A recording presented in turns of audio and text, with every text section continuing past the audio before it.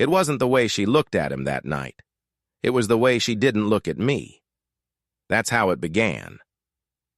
We were sitting at this little French restaurant in downtown Portland, rain tapping gently on the windows like it had something to confess. Candlelight glowed between us. The kind of setting you plan for months, thinking it'll remind someone why they fell in love with you in the first place. Sophie wore blue, the same shade as the day we got engaged, and across from her sat Gregory, her father, my father-in-law. Silver hair, crisp jacket, a presence too calm for a night that was about to rupture. I'd spent hours rehearsing my toast in the mirror. Instead, she stood first, raised her glass with a hand that didn't shake.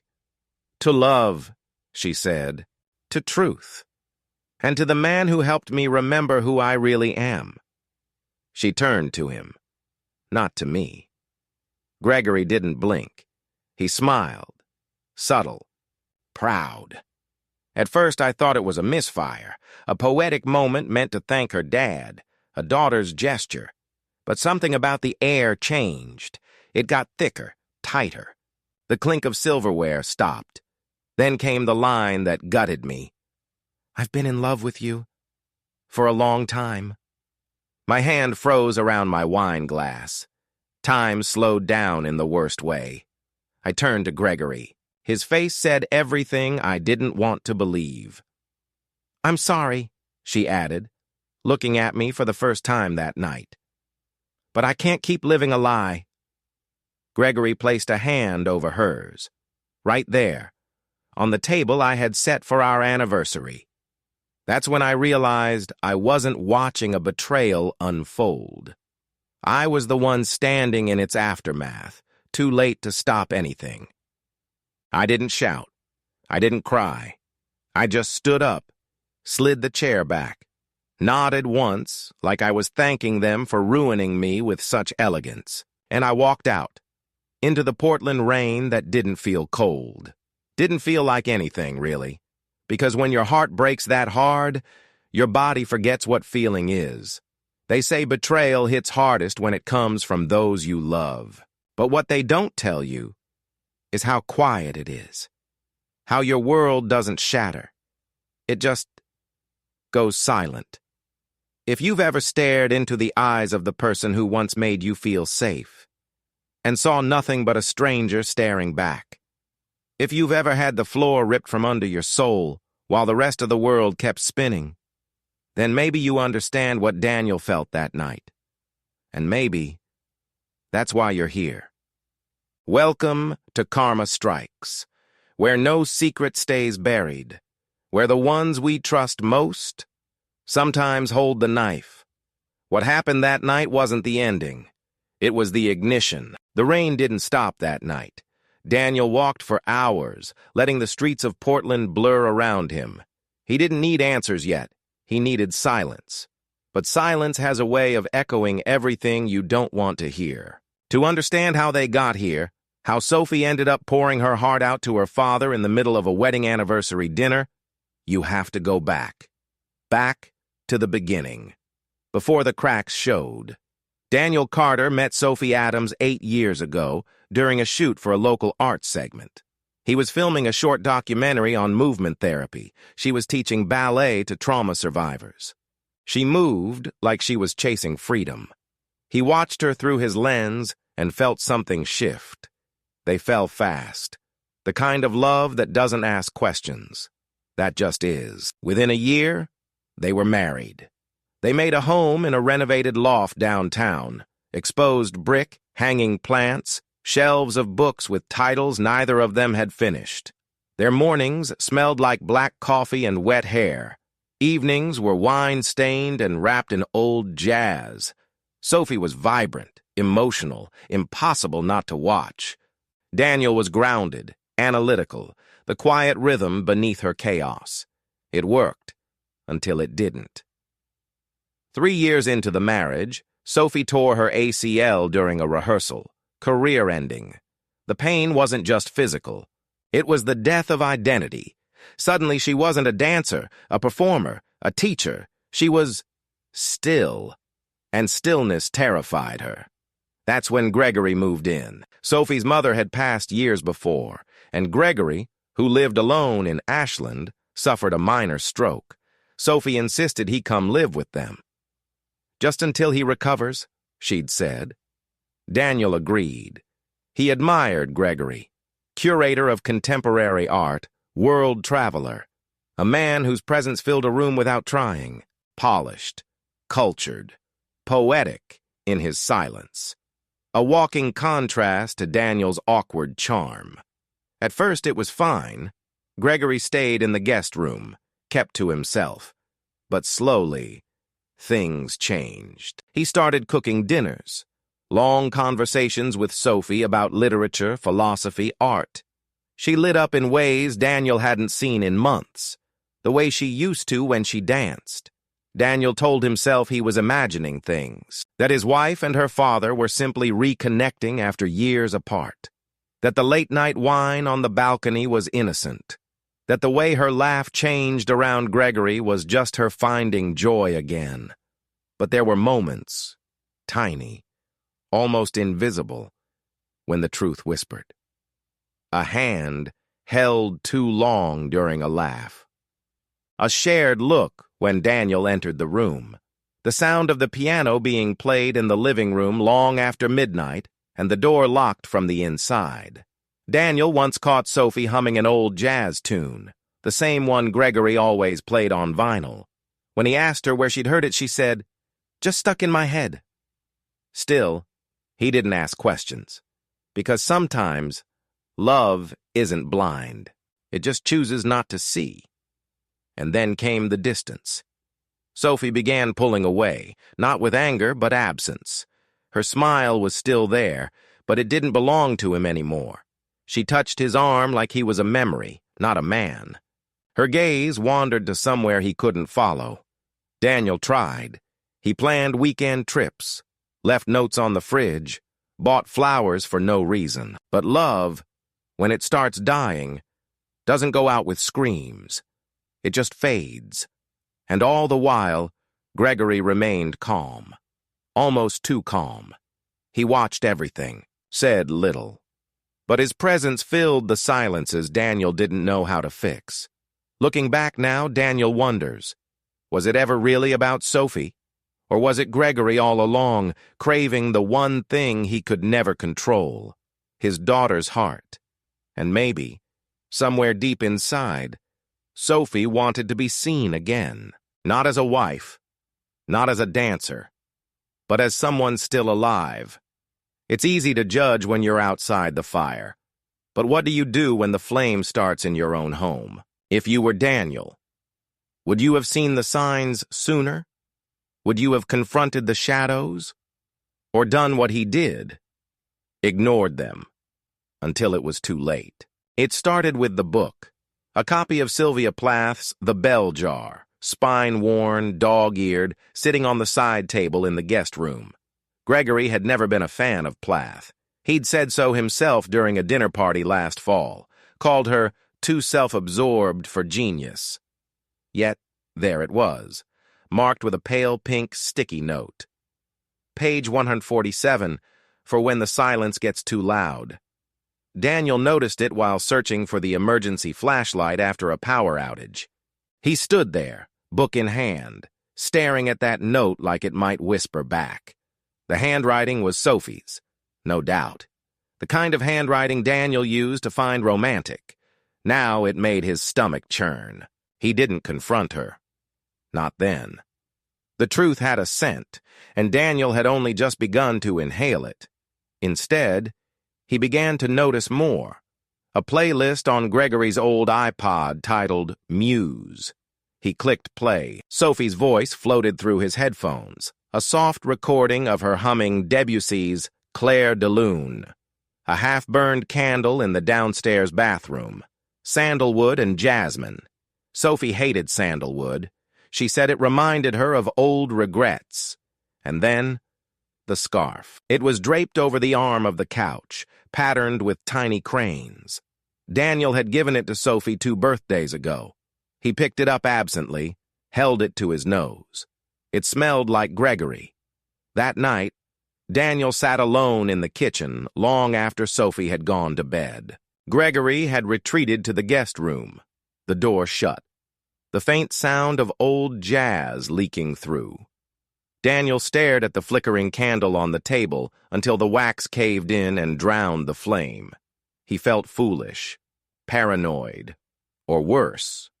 Right. So he started logging everything, every glance, every laugh, every time Sophie left the room when Gregory entered or lingered just a little too long when saying goodnight.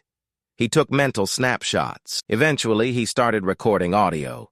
Just his phone, left in the living room during late evenings. The first few nights, nothing.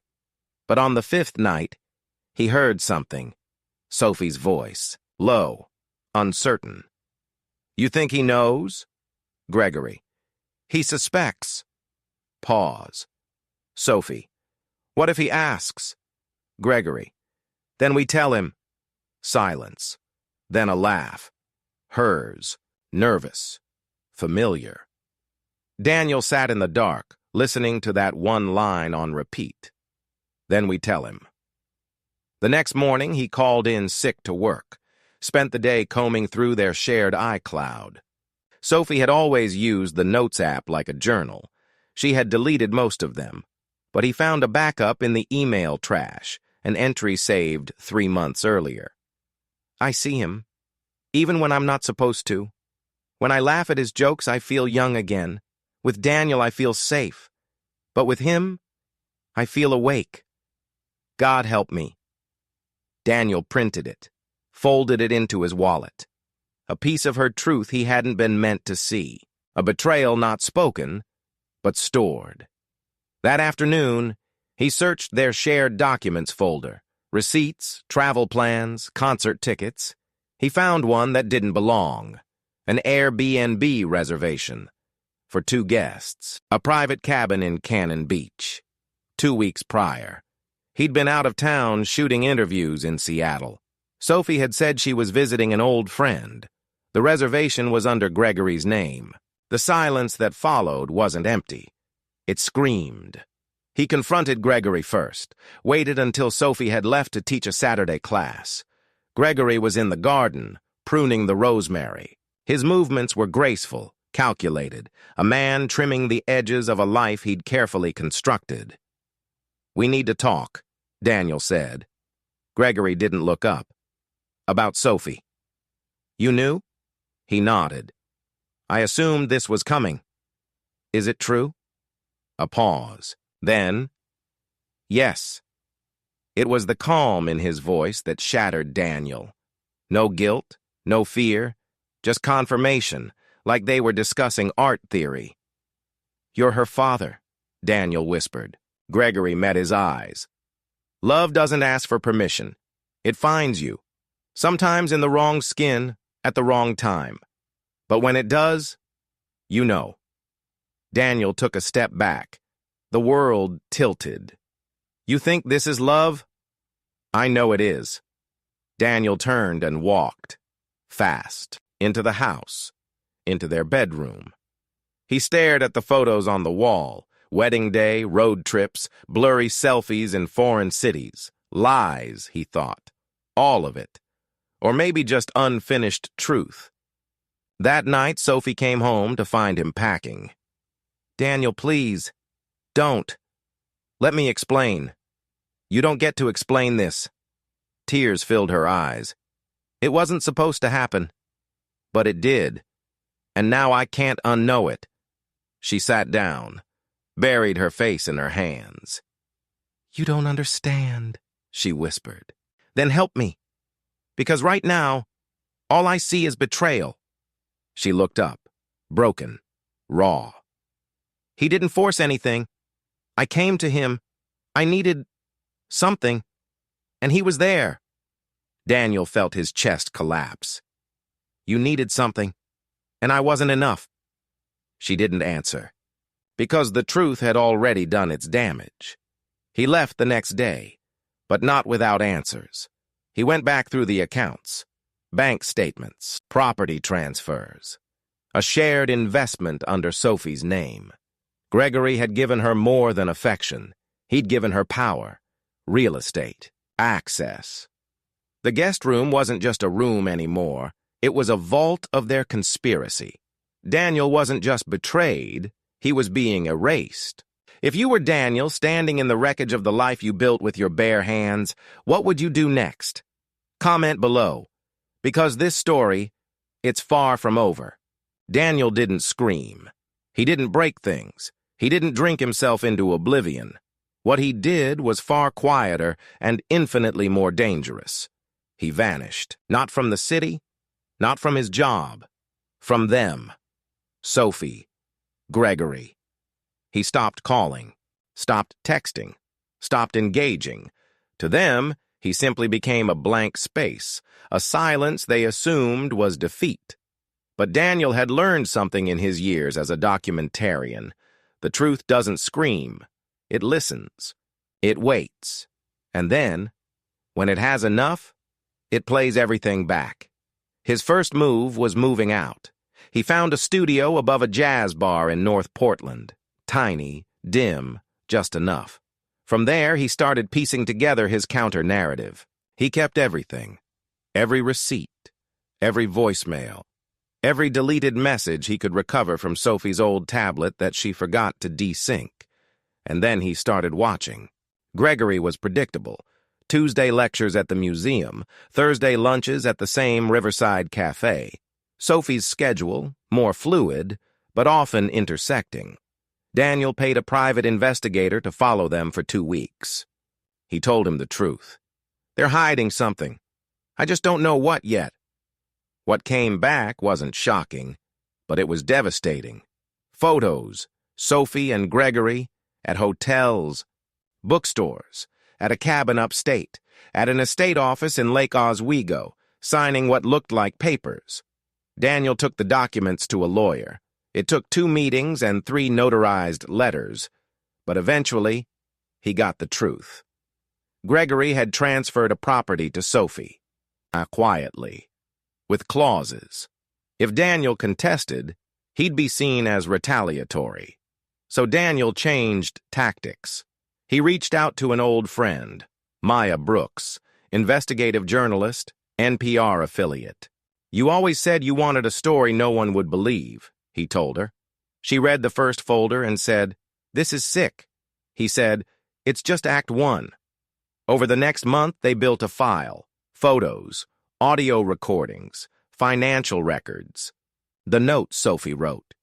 Daniel's own narration, recorded late at night, often with a cracked voice and moments of breath he had to edit out. Maya said, "You sure you want this public?" He nodded. "It's not just about me anymore." But the real twist came one Tuesday afternoon. Daniel had installed a camera in the guest room, disguised as a power adapter. Legal? Debatable. Necessary? Absolutely. On that recording, Gregory, alone, on the phone. "It's done. The house is secure. She thinks it's hers. Let her." A pause. "No, she won't find out. By the time she does, she'll have no choice but to stay." Daniel stopped the recording, rewound, played it again, and again. He wasn't just watching betrayal, he was watching strategy. Sophie wasn't a lover. She was leverage. He copied the footage, sent it to Maya. "This changes everything," she said. "No," Daniel replied. "This reveals everything." He didn't send the footage to Sophie, not yet. He wanted her to hear it, with the world. They planned a release, podcast episode, anonymous, with altered voices, with sound design, with receipts. The day it went live, it hit 300,000 streams in 24 hours. Reddit exploded. "Who is this man? Is this real? I knew a couple like this in Portland." Sophie texted him that night. "Did you do this?" He replied, "Did you think no one ever would?" Gregory called. Left a voicemail. "You don't understand what you've done." Daniel didn't reply, because he finally understood. He wasn't crazy. He wasn't weak. He had just been too silent, too long. And now, the world knew. But this wasn't the climax. It was only the storm before the courtroom. The courtroom was colder than Daniel expected. Not in temperature, but in spirit. It smelled of varnished wood and cheap coffee, and the air hung heavy with anticipation. Cook County Courthouse. Friday, 9:04 a.m. He sat alone at the front, in a black suit that no longer fit like it used to. His fingers tapped against a yellow legal pad as if trying to compose a rhythm steady enough to keep his heart from collapsing. The bailiff called the room to order. Sophie walked in next. Her eyes scanned the room. Not for him. He could feel that. Then Gregory entered, confident. Still that same charcoal overcoat, the one he wore like armor, but this time, no smirk. Daniel's attorney leaned over. "We're not here to win custody or property. We're here to expose intent. Stay calm." He nodded, but his pulse said otherwise. Opening statements were brief. This wasn't a trial for criminal conviction. Not yet. It was a hearing, civil, preliminary, but everyone in the room knew what it really was. A reckoning. Exhibits A through E. Emails. Transfers. Hidden clauses. Then came the audio. She thinks it's hers. Let her. By the time she finds out, she'll have no choice but to stay. Gasps from the gallery. Gregory didn't flinch. Sophie closed her eyes. Daniel didn't look at her. Not yet. "Mr. Carter," the judge said, "you allege coercion and manipulation with financial motive. You allege emotional harm, long-term psychological damage, and unethical relationship exploitation. Do you have witness testimony?" Daniel stood. "I do." He turned, and Maya walked in. Journalist. Witness. Evidence curator.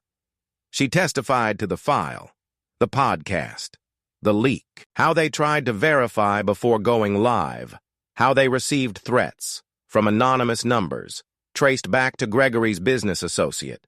Gregory's lawyer objected. Circumstantial. Documented, Maya replied.